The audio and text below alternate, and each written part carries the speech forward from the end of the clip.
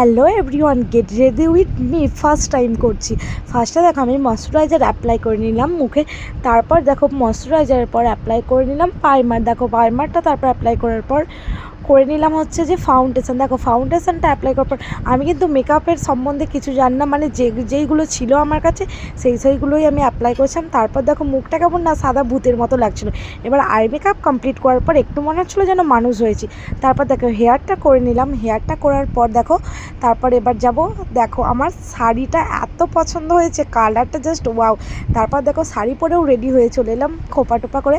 তারপর দেখো আমার ফুল লুকে কেমন লাগছে, তারপর মাথায় একটা ফুল দিয়ে দিলাম।